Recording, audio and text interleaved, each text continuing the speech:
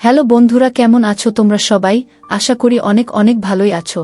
আর তোমাদের ভালোবাসায় আমিও অনেক ভালো আছি, কারণ তোমরা আমাকে যে পরিমাণে ভালোবাসা দিয়েছ এবং সাপোর্ট দিয়েছ তা আমি কোনোদিন ভুলতে পারবো না। তাই তোমাদেরকে মজা দেওয়ার জন্য আবারও একটি নতুন গল্প নিয়ে হাজির হলাম।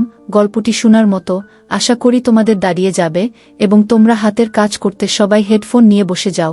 যদি আমার গল্প শুনে মজা পাও তাহলে অবশ্যই আমার চ্যানেলটি সাবস্ক্রাইব করবে। তো চলো বন্ধুরা, আমরা কথা না বাড়িয়ে আসল গল্পে চলে যাই। আমি মেয়ে সেজে 5 বছর পর্যন্ত মেয়েদের ম্যাসাজ করতে থাকি, কিন্তু কেউ বুঝতে পারত না আমি একজন পুরুষ। একদিন একটা ধনী মহিলা আমাকে দিয়ে ম্যাসাজ করায়, আর সে আমাকে নিজের বাড়িতে সারা জীবনের জন্য রেখে দেয়। আর রোজ সে আমাকে দিয়ে ম্যাসাজ করাতো। একদিন আমি ম্যাসাজ করছিলাম, তখন আমার শরীরের উপরে তেল পড়ে যায়। সেই মহিলা আমাকে তার পোশাক দেয় আর বলে পোশাকটা পরিবর্তন করে নাও।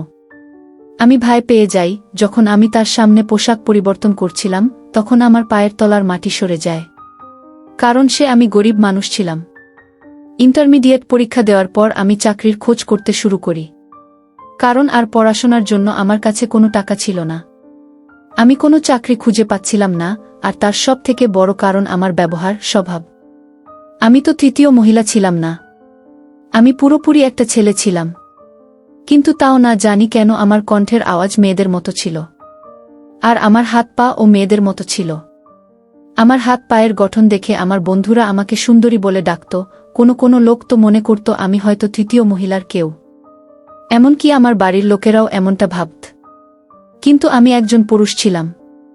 কিন্তু না জানি কেন আমার হাত পা এমন ছিল, আর আওয়াজ ও কিছুটা মেয়েদের মতো ছিল।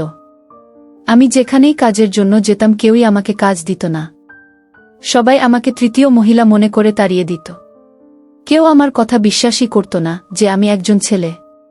যদি আমি সত্যি তৃতীয় মহিলা হতাম তাহলে সেটা আলাদা কথা ছিল, কিন্তু আমি তো সে রকম ছিলাম না যেরকম এই সমাজ আমাকে ভাবত। আমার বাড়িতে পয়সার অভাব ছিল, আমার বাড়ির লোক ও আমাকে অনেক বিরক্ত করত। তারাও আমাকে ঘৃণা করত, কারণ তারাও আমাকে অদ্ভুত মনে করত। আমার মা বলতো, তোমাকে না মেয়ের মতো দেখতে না ছেলের মতো। তোমাকে দেখতে যদি ছেলের মতো হতো তবে তুমি এতদিনে চাকরি পেয়ে যেতে, আর আমাদের সংসার চলে যেত। কিন্তু তুমি তো অদ্ভুত। এরকম আর কেউ নয়, আমার নিজের মাই আমাকে বলতো। যখন পৃথিবীতে সবাই ছেড়ে চলে যায় তো তার মা তার পাশে থাকে, কারণ মা তো মাই হয়। কিন্তু সেই আমাকে ভুল বুঝত। সময় এইভাবেই পার হতে থাকে, আর আমার বয়স 22 বছর হয়ে যায়। আমি অনেক চিন্তায় থাকতাম, আর সেই চিন্তার জন্যই আমি আমার বাড়ি ছেড়ে দিই আর অন্য শহরে চলে আসি। কিন্তু অন্য শহরে এসেও আমাকে চাকরির জন্য বকা খেতে হয়, কিন্তু আমি কোথাও চাকরি পাই না।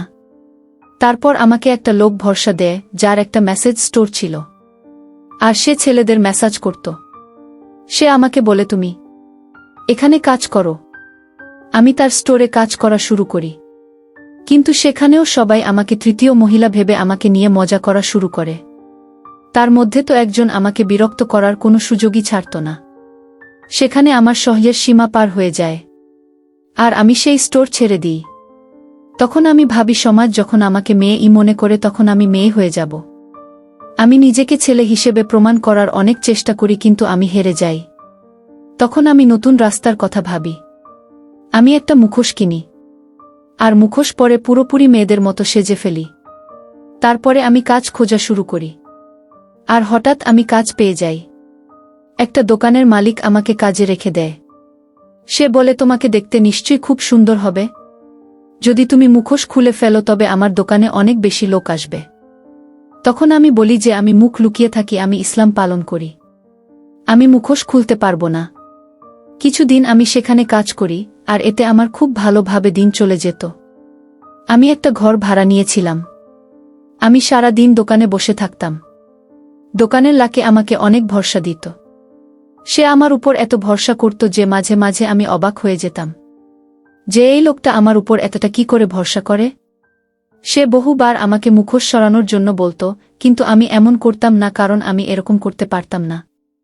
এখানেই আমার সাথে সেটাই হলো যা ম্যাসাজ সেন্টারে হয়েছিল। দোকানের মালিক একদিন রাতে আমাকে বাহানা দিয়ে আটকে দেয়, আর দোকান বন্ধ করে আমার সাথে কাজ করার চেষ্টা করে। কিন্তু যখনই সে আমার মুখোশ খোলে সে জানতে পারে যে আমি একজন ছেলে। কারণ আমার মুখ মেয়েদের মতো ছিল না, শুধুমাত্র হাত পায়ের গঠন মেয়েদের মতো ছিল। আর গলার কণ্ঠ অল্প অল্প মেয়েদের মতো ছিল। আমার মুখ দেখে দোকানের মালিক আমাকে অনেক বকে আর বলে যে তুমি ধোঁকা দিয়ে এখানে কাজ করছো মেয়ে সেজে। আমি বলি তুমি আমাকে এই কাজের জন্য তো নিজের সাথে রেখেছ। যদি আমি সত্যি মেয়ে হতাম তুমি তো আমার সম্মান নষ্ট করে দিতে আজ। আমি মেয়ে নয়, আমি ছেলে।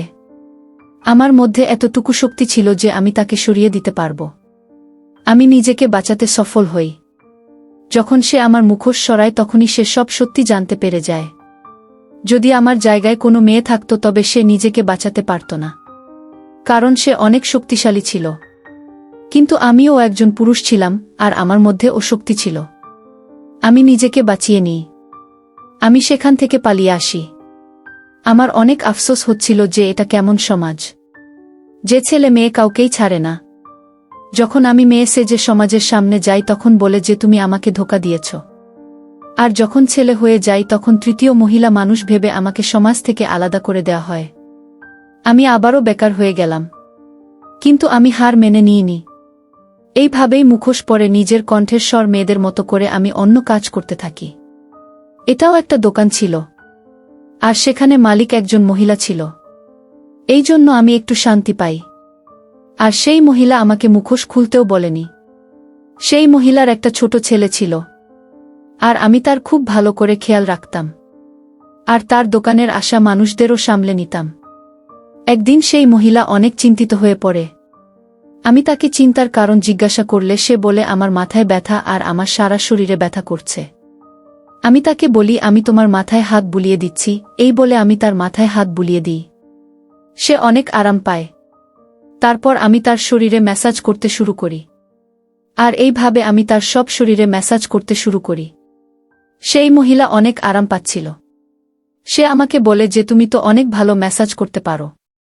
আমার তো সব ব্যথা ঠিক হয়ে গেল। তোমার তো ম্যাসাজ স্টোর খোলা উচিত। তোমার হাতে জাদু আছে। সেই মহিলা মনে হয় এমনি বলে ফেলেছিল কথাটা, কিন্তু এই কথাটা আমার মাথার মধ্যে বসে যায়। আমি ভাবলাম কথাটা তো সত্যি। আমার হাতে তো যথেষ্ট জোর আছে, আমি খুব ভালো করে ম্যাসাজ করতে পারবো। কিন্তু সমস্যা একটাই, আমি ছেলেদের ম্যাসাজ করতাম তাই তারা খারাপ চোখে আমার দিকে দেখত, আমাকে নিয়ে মজা করত। তারপর আমার মনে হলো যে আমি যদি মহিলাদের ম্যাসাজ করা শুরু করি তবে কেমন হয়, মেয়ে সেজেই। আর এই কথা ভাবতেই আমার মন খুশিতে ভরে গেল। পরের দিন গিয়ে আমি আমার মালকিনকে বললাম যে আমার কিছু টাকা প্রয়োজন, আমি খুব তাড়াতাড়ি সেটা ফেরত দিয়ে দেব। আমার মালকিন অনেক ভালো ছিল। সে অনেক ভালো মনের মানুষ ছিল। আর এখন সে প্রায় রোজ দিনই আমাকে দিয়ে মেসেজ করাতো। সে বলল ঠিক আছে, যদি তোমার পয়সার দরকার থাকে তবে তোমাকে আমি দিচ্ছি। তোমার সততার সাথে কাজ করা দেখে আমার খুব ভালো মনে হয়েছে। সেই জন্য তোমাকে সাহায্য করতে আমার কোনো অসুবিধা নেই। সে আমাকে টাকা দিয়ে দেয়। আমি সেই টাকা দিয়ে একটা ম্যাসাজ স্টোর খুলি মহিলাদের জন্য। আর ভগবানের কাছে প্রার্থনা করছিলাম যাতে আমার কাজটা ভালো করে চলে, যাতে আমি আমার মালকিনের থেকে নেওয়া টাকা তাড়াতাড়ি ফিরিয়ে দিতে পারি। আমি দিনের বেলা মালকিনের দোকানে কাজ করতাম আর সন্ধ্যা বেলা নিজের ম্যাসাজ স্টোর চালাতাম। সেখানে মহিলারা এসে ম্যাসাজ করাতো। আমি মুখোশ পরে থাকতাম। তারা আমাকে এই মুখোশ পরে থাকার কারণ জিজ্ঞাসা করত। তখন আমি বলতাম আমি মুখোশ পরে থাকতে ভালোবাসি, আমি ইসলাম মানি। আমার হাতের গঠন দেখে কোনো মহিলা সন্দেহ করত না যে আমি আসলে কে। আমি সব সময় ভাবতাম সৃষ্টিকর্তা আমার হাতগুলো কেন এমন বানিয়েছে, কেন আমার গলার কণ্ঠ মেয়েদের মতো করেছে। কিন্তু আজ আমি বুঝতে পেরেছিলাম সৃষ্টিকর্তার তৈরি কোনো জিনিসই বিফলে যায় না। আমার হাতটাই একমাত্র এমন ছিল যেটা আমার কাজে এসেছিল। আমার ম্যাসাজ সবাই অনেক পছন্দ করত। সবাই আমার প্রশংসা করত। এইভাবেই আমার স্টোরে লোকজন বেশি বেশি আসতে শুরু করে। যখনই কোনো মহিলা আমার কাছে ম্যাসাজ করাতে আসত সে গিয়ে অন্য মহিলাকে বলে দিত যে আমার হাতে জাদু আছে। প্রায় বেশিরভাগ সময় এমন মহিলাই আসত যাদের শরীরে কোনো সমস্যা থাকত, আর ম্যাসাজ করার পরে তার সেই সমস্যা ঠিক হয়ে যেত। মহিলারা আমার সামনে পোশাক খুলে দিত, কিন্তু আমি তাদের দিকে দেখতাম না। আমি চোখ বন্ধ করে নিজের কাজ করতাম। তাদেরকে ওইভাবে দেখাটা খারাপ ছিল। আমার কোনো ভুল উদ্দেশ্য ছিল না। আমি কেবলমাত্র বাধ্য ছিলাম। তারপর একদিন অনেক বড় গাড়িতে করে একটা মহিলা আসে, যাকে দেখে অনেক বেশি ধনী মনে হচ্ছিল। আমার কাছে সচরাচর এত ধনী মহিলা আসে না, কিন্তু সেই মহিলাকে দেখে অনেক বেশি ধনী মনে হচ্ছিল আমার। তার গাড়ি, তার পোশাক দেখে স্পষ্ট বোঝা যাচ্ছিল সেটা। সে আমার কাছে এসে আমাকে বলে, আমি তোমার মেসাজের অনেক প্রশংসা শুনেছি। আমার শরীরে অনেক ব্যথা, আমি অনেক কষ্ট পাচ্ছি। কোনো ওষুধ ও কাজ করছে না। আমার ওজন বেশি হওয়ার জন্য আমার শরীরে অনেক ব্যথা করে। সেই জন্য আমি তোমার কাছে মেসেজ করিয়ে দেখতে চাই কোনো কাজ হয় কিনা। সেই মহিলা যেমনি হোক না কেন, ধনী মহিলারা এমনই হয়। আমি অনেক সময় ধরে অনেক ভালো করে তাকে মেসাজ করে দিই। সে অনেক আরাম পায়। সে আমার প্রশংসা করে আর চলে যায়। কিন্তু পরের দিন সে আবার আসে আর আমাকে বলে যে আমি তোমাকে নিতে এসেছি। তুমি এখন থেকে আমার বাড়িতে থাকবে। আমি তোমাকে এত টাকা দেব যে তোমার এই স্টোর চালানোর কোনো প্রয়োজন পড়বে না। শুধু আমার অসুবিধা দূর করে দাও। তার কথা শুনে আমি অবাক হয়ে যাই। সে আমাকে এত টাকা দেওয়ার জন্য প্রস্তুত ছিল যে আমাকে আর আলাদা করে স্টোর চালানোর দরকার পড়বে না। মানে আমার ভাগ্য অবশেষে আমার সাথ দিয়েছিল। সারাদিন স্টোরে মেসেজ করার পরিবর্তে আমাকে একটাই মহিলাকে মেসেজ করে দিতে হবে, আর তাতেই আমার সারা মাসের খরচা চলে যাবে। আমি সেই মহিলাকে বলি যে আমি এই স্টোর বন্ধ করতে পারবো না, কারণ আমি কারুর থেকে অনেক টাকা ধার নিয়েছি। যতদিন না আমি ধার শোধ করতে পারছি ততদিন আমি স্টোর বন্ধ করতে পারবো না। তখন সেই মহিলা বলে, তোমার সব ধার আমি শোধ করে দেব। শুধু তুমি আমার সাথে আমার বাড়িতে চলো। আমি আমার বাড়িতেই তোমাকে একটা ঘর দিয়ে দেব। তুমি সেখানে থেকো। আমার বাড়ি অনেক বড়, আর আমার কাছে অনেক টাকাও আছে। শুধু এই সমস্যা আমার পিছন ছাড়ছে না। আমি আরও অনেক ম্যাসাজ সেন্টারে গেছিলাম, কিন্তু সেখানে সততার সাথে কাজ করে না। তুমি অনেক সততার সাথে কাজ করেছ। তোমার কাজ আমার অনেক পছন্দ হয়েছে। আমি সেই মহিলাকে বলি, তুমি রোজ এখানে চলে এসো, আমি তোমার ম্যাসাজ করে দেব। তখন সে বলে, তোমার এই ছোট্ট সেন্টারে আসতে আমার ভালো মনে হয় না। আমি অনেক হাই ক্লাস মেইনটেইন করি। যখন আমার বান্ধবীরা জানতে পারবে যে আমি এত ছোট একটা সেন্টারে আসি, তখন তারা আমাকে নিয়ে মজা করবে। সেই জন্য আমি রোজ রোজ এখানে আসতে পারবো না। তুমি আমার বাড়িতে চলো। আমি সেই মহিলার কথা মেনে নিই। সেই মহিলা আমার সব ধার শোধ করে দেয়। আমার দোকানের মালকিনকে গিয়ে সব পয়সা দিয়ে দেয়, আর আমার স্টোর বন্ধ করে দেয়। আমি ভাবলাম থাকার জন্য, যখন আমি এত ভালো একটা জায়গা পাচ্ছি, সেই মহিলাকে মেসেজ করে দেওয়ার পরিবর্তে আর একজন মহিলাকেই মেসেজ করে দেওয়ার পরিবর্তে আমি খাবারও পাচ্ছি, তবে সমস্যার কি আছে? আমি খুশি মনে মেনে নিই। সেই মহিলা নিজের সাথে আমাকে তার বাড়িতে নিয়ে যায়। তার বাড়িটা কোনো বড় মহলের থেকে কম ছিল না। সে আমাকে থাকার জন্য একটা ঘর দেয়, যেটা পিছনের দিকে ছিল। কিন্তু সেই ঘরটা আমার জন্য ভালো ছিল আগের ঘরের থেকে। পরিষ্কার ছিল, আর সুন্দর সুন্দর আসবাবপত্রও রাখা ছিল। হয়তো ধনী লোকেদের কাজের মানুষেরাও অনেক আরামে থাকে। আমি নিজের জিনিসপত্র সেখানে রাখি, আর এত কিছু আমাকে দেওয়ার জন্য আমি সৃষ্টিকর্তাকে ধন্যবাদ জানাই। আমি জেনে শুনে সমাজকে ধোঁকা দিচ্ছিলাম না। আমার কাছে এছাড়া আর কোনো উপায় ছিল না। সৃষ্টিকর্তা জানত আমি সেই মহিলাদের শরীরের উপর কোনো খারাপ চোখ দিতাম না। সেই মহিলা রোজ রাতে মেসাজ করাত। সে আমাকে জিজ্ঞাসা করত, তুমি দিন রাত কেন মুখোশ পরে থাকো? আমি তখন বলতাম, এটা আমার একটা অভ্যাস। সেই মহিলা বলে, ঠিক আছে, কিন্তু একটা মহিলার কাছে কেন মুখোশ পরে আছো? তুমি ও মেয়ে আর আমিও মেয়ে। আমি তো তোমার মুখ দেখতেই পারি। আমি বলি, আমার মুখ নষ্ট হয়ে গেছে। আমি আমার মুখ কাউকে দেখাই না। এই রকমের কথা বলে আমাকে লজ্জা দিও না। যখন লোক আমার এই নষ্ট হয়ে যাওয়া মুখ দেখে, তখন আমি অনেক লজ্জিত বোধ করি। কেউ তার প্রতিশোধ নেওয়ার জন্য আমার মুখে কিছু ওষুধ ছুঁড়ে মেরেছিল। সেই জন্য আমার মুখ দেখার মতো অবস্থায় নেই, আর আমি কাউকে দেখাতেও চাই না। আমার কাটা ঘায়ে নুন না ছেটালেই ভালো হয় মালকিন। সে বলে, আমার ভীষণ দুঃখ হচ্ছে যে তোমার মুখের উপর ঔষধ ছুঁড়ে মারা হয়েছে, যাতে তোমার মুখের গঠন পরিবর্তন হয়ে গেছে। ঠিক আছে, আমি তোমার মনে আঘাত দিতে চাইনি, কিন্তু এইসব কে করেছে? সেই মহিলা যখন আমাকে এই প্রশ্ন করে, তখন আমি চিন্তায় পড়ে যাই। তখন আমি বলি, একটা ছেলে আমার কাছে বিয়ের প্রস্তাব নিয়ে আসে। আমি তার প্রস্তাবে রাজি না হওয়ার কারণে সে আমার সাথে প্রতিশোধ নিতে এই রকম কাজ করে। আমার মুখে ঔষধ ছুঁড়ে মারে, যাতে আমার অন্য কোনো জায়গায় আর বিয়ে না হয়।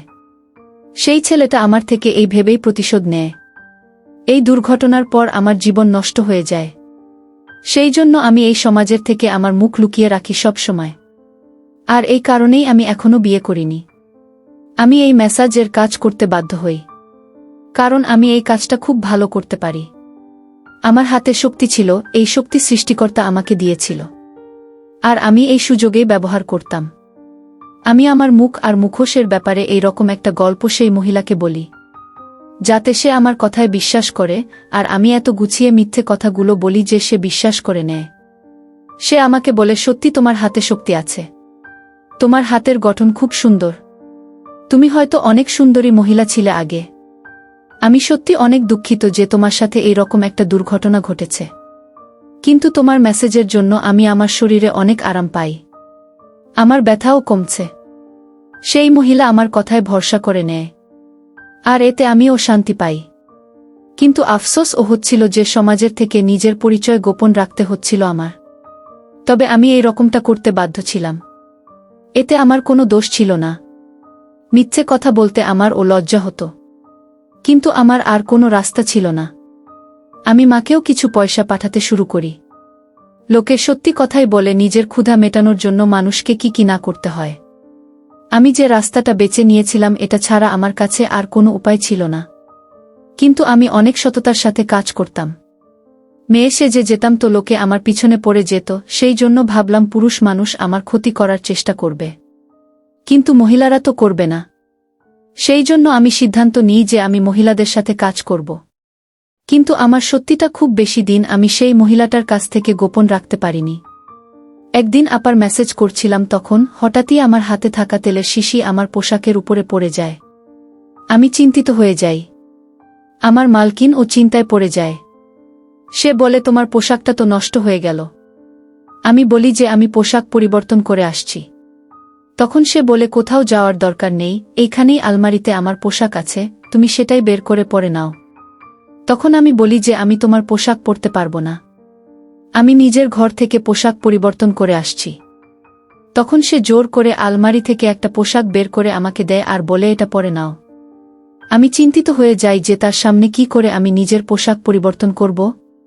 সেখানে টয়লেটও ছিল না, এই ঘরটা শুধু ম্যাসাজ করার জন্যই রাখা হয়েছিল। আমি যখন বাইরে যেতে চাই তখন সে বলে, আজ যদি আমি তার সামনে পোশাক না পরিবর্তন না করি তবে সে আমাকে কাজ থেকে বের করে দেবে।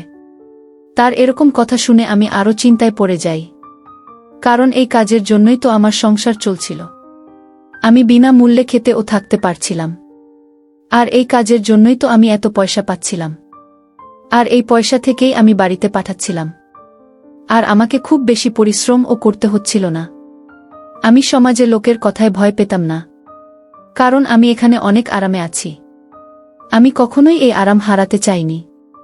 কিন্তু সেই মহিলার অনেক রাগী ছিল, সে বারবার বলছিল, তুমি এখানেই পোশাকটা পরিবর্তন করে নাও। আমি বললাম, আমি তোমার সামনে পোশাক পরিবর্তন করতে পারবো না, এটা তুমি ভালো করে জানো যে আমি আমার মুখ লুকিয়ে রাখি। তাহলে নিজের শরীরটা কিভাবে তোমার সামনে দেখাবো? সেই কথা শুনে আমি মহিলার মুখে অদ্ভুত এক হাসি লক্ষ্য করলাম। তখন সে বলে, আমি তোমার সব সত্যি জানতে পেরে গেছি, তুমি মেয়ে নয় বরং একটা ছেলে। সেই জন্য আমি তোমাকে বলছি, এই কথা তুমি নিজের মুখেই স্বীকার করে নাও। সেই মহিলার কথা শুনে আমি অবাক হয়ে গেলাম। সে এতটাই বুদ্ধি ছিল যে সে বুঝতে পেরে গেছিল। না হলে আজ পর্যন্ত আমি যেভাবে সাবধানে কাজ করেছি তাতে তো কারোর সন্দেহ পর্যন্ত হওয়ার কথা নয় যে আমি আসলে কে। কিন্তু সেই মহিলা ঠিক সন্দেহ করেছে। শুধু সন্দেহ নয়, সে নিশ্চিত ছিল। তার কথা শুনে আমি কাঁদতে শুরু করে দিই। আমার অনেক লজ্জা পায়। আমার মনে হচ্ছিল যেন আমার কপালে আকাশ ভেঙে পড়েছে। আমি এই কথা লুকিয়ে রাখতে চেয়েছিলাম, কিন্তু আমার সব সত্যি সেই মহিলা জানতে পেরে গেছিল। সে আমাকে বলে, কান্না থামাও, আর আমাকে বলো তুমি এমন কেন করলে। আমি তাকে সব কথা বলে দিই, প্রথম থেকে সব কথা, কিভাবে এই সমাজ আমার সাথে দুর্ব্যবহার করেছে। যখন আমি ছেলে হয়ে কাজ খুঁজতে লোকের কাছে যেতাম তারা আমাকে তাড়িয়ে দিত, আমাকে অন্য চোখে দেখত, আর মেয়ে সেজে গেলেও আমার সাথে খারাপই হতো। সেই জন্য আমি ভাবি মেয়ে সেজে মেয়েদের সাথেই কাজ করব, যাতে কোনো সমস্যা না হয়। আমি কারুর সাথে কোনো ভুল কাজ করিনি। আমি নিজের চোখ বন্ধ করে ম্যাসাজ করি। তুমি জানো, গরিব মানুষ যে কোনো কাজ করতে বাধ্য থাকে, যদি তোমার মতো কোনো ধনী লোক এইগুলো বুঝত। কিন্তু আমি জানি তুমি আমার কথা বুঝতে পারবে না। আমি নিজেই এখান থেকে চলে যাচ্ছি। আমি চলেই যাচ্ছিলাম, তখন সে আমাকে বলে যে আমি তোমার সমস্যা বুঝতে পেরেছি। যে কথাগুলো তুমি এখনই বললে সেগুলো সত্যি খুব দুঃখজনক। তুমি কতটা বাধ্য হয়ে এই কাজ করেছ আমি বুঝতে পারছি। আমি কিছুদিন আগেই জানতে পেরেছিলাম যে তুমি মেয়ে নও, তুমি ছেলে। আর সেই জন্য ইচ্ছা করেই আমি তোমার শরীরের উপরে তেল ফেলে দিয়েছিলাম। আমি তোমাকে ভুল ভাবছিলাম, কিন্তু এখন আমি বুঝতে পেরেছি যে তোমার কোনো অসৎ উদ্দেশ্য নেই। তুমি যা কিছু করেছ বাধ্য হয়েই করেছ। আমি তোমাকে সাহায্য করতে চাই। আমি তোমাকে দিয়ে ম্যাসাজ করাবো না, কারণ আমি জানি তুমি মেয়ে নও। কিন্তু তোমার জন্য আমার কাছে অন্য একটা কাজ আছে। তোমার সততা আমার খুব পছন্দ হয়েছে। তুমি কোনো ভুল কাজ করনি। আমি তোমার সমস্যা বুঝতে পেরেই তোমাকে একটা কাজ দিচ্ছি। সেই মহিলার কথা শুনে আমি খুশি হয়ে যাই। আমি জিজ্ঞাসা করি, আমি কি কাজ করব? তখন সে বলে, তোমাকে আমার বাড়ির দেখাশোনা করতে হবে। আমি অন্য কারোর উপর ভরসা করি না। তোমাকে এতদিন আমি আমার বাড়িতে রেখেছি, কিন্তু তুমি কোনো দিন কোনো জিনিস নাওনি। অনেক ভালোভাবে তুমি এখানে আছো। আজকের পর থেকে তুমি আমার বাড়ির সব দেখাশোনা করবে। আমি যখন বাড়ির বাইরে থাকি তখন আমার ভয় হয় যে আমার অন্য কাজের লোকেরা হয়তো সব জিনিস নিয়ে নেই, বা আমার স্বামী অন্য কোনো মহিলাকে বাড়িতে নিয়ে আসবে। আমার বাড়ি থেকে চলে যাওয়ার পর কি হয়? আমার স্বামী আর সন্তানেরা কি করে? সেই সব কথা তুমি আমাকে বলবে। খুব সাবধানভাবে আমার বাড়ির দেখাশোনা করবে। শুধু তোমার এইটুকুই কাজ। মালকিনের কথা শুনে আমি খুশি হয়ে যাই। এই কাজ তো আমার জন্য অনেক সহজ ছিল। আমাকে শুধু বাড়ির দেখাশোনা করতে হবে। মালকিন আমাকে বলে, আজকের পর থেকে আর এই মুখোশ পরার কোনো দরকার নেই। তোমার নিজস্ব ছেলেদের পোশাক পরেই তুমি কাজ করতে পারো। তোমাকে কেউ কিছু বলবে না। আমি এখন ছেলেদের পোশাক পরেই কাজ করতাম। আমি দেখতে মেয়েদের মতো হলেও আমার শরীরে ছেলেদের মতোই শক্তি ছিল। যে কোনো চোর বা ডাকাতের সাথে আমি মোকাবিলা করতে পারতাম। সেই জন্য আমি এই কাজটা মন দিয়ে করতে থাকি, সব সততার সাথে। এখানে আমার থাকা খাওয়া একদম ফ্রি ছিল। আমি যে পয়সা বেতন পেতাম সেগুলো আমি জমাতাম। আর এইভাবেই পয়সা জমাতে জমাতে আমি নিজের একটা ছোট বাড়ি কিনেছিলাম। নিজের বাবা মাকে এখানে নিয়ে চলে আসি। সেই মহিলার বাড়িতে কাজ করি প্রায় 10 বছর হয়ে গেল। সেই এখন অসুস্থ হয়ে বিছানা শয্যা। কিন্তু সে আমাকে চাকরি থেকে বের করে দেয়নি এখনো। আমি তার ভরসা অর্জন করেছিলাম। সেই মহিলা আমাকে বলে, আমি জীবনে অনেক মানুষ দেখেছি, কিন্তু যে সততার সাথে তুমি আমার কাজ করেছ আর যেভাবে চোখ বন্ধ করে তুমি আমার ম্যাসাজ করতে, তখনই আমি বুঝতে পেরে গেছিলাম যে তুমি একজন ভালো মনের মানুষ। শুধু তুমি বাধ্য হয়ে এই কাজ করছ। তোমার এই সততা দেখেই তোমাকে আমি আমার বাড়িতে থাকতে দিই। আজ আমি অনেক খুশি। আমার বাবা মা ছোট্ট একটা ঘরে থাকত, আর আজ আমি তাদের একটা ভালো বাড়িতে রাখতে পেরেছি। সত্যি বলে লোকে, সৃষ্টিকর্তা প্রত্যেককে কোনো না কোনো জিনিস ঠিকই দেয়। আমার কাছে পয়সা ছিল না, কিন্তু সেই মহিলার মনে আমার জন্য ভরসা ঠিক সৃষ্টিকর্তা তৈরি করে দিয়েছিল। আর এতে আমার সব সমস্যা দূর হয়ে যায়। আসলে এই সব কিছুই আমার ভাগ্যে ছিল। আমার ঘটনা শুনে আপনাদের নিশ্চয়ই আমার মতো লোকেদের ব্যাপারে ধারণা হয়েই গেছে, যে আমাদের মতো মানুষ যারা পুরুষ হওয়ার পরেও কিছু করতে পারে না, তারা কতটা অসহায় হতে পারে। আপনাদের কাছে আমার অনুরোধ, আমার মতো যদি কোনো মানুষ আপনারা কখনো দেখতে পান, তবে তাদের সাথে দয়া করে ভালো ব্যবহার করবে। যদি একটা মানুষ পুরোপুরি তৃতীয় মহিলা হয়, তবে সেও এই সমাজে কোথাও না কোথাও ঠিক জায়গা পায়, আর সে সেই কাজই করে। কিন্তু যদি একটা পুরুষের হাত পায়ের গঠন মেয়েদের মতো হয়, তার গলার কণ্ঠ মেয়েদের মতো হয়, দেখতে মেয়েদের মতো হয়, তবে এই সমাজে টিকে থাকা তার জন্য অনেক কঠিন হয়ে যায়। ঠিক সেই রকমই যেখানে পাগলা থাকে, যাকে পাগলাগার্ড বলে, তারা সেখানেই থাকে, কিন্তু তাতে কারোর কোনো আপত্তি থাকে না। যারা অর্ধেক পাগল হয়, না তারা পাগলাগার্ডে থাকতে পারে, আর না নিজের বাড়িতে শান্তিতে থাকতে পারে। আমাদের মতো লোকদের সমস্যাগুলো ঠিক এই রকমই। বন্ধুরা, আজকের ভিডিওটা এখানেই শেষ করলাম।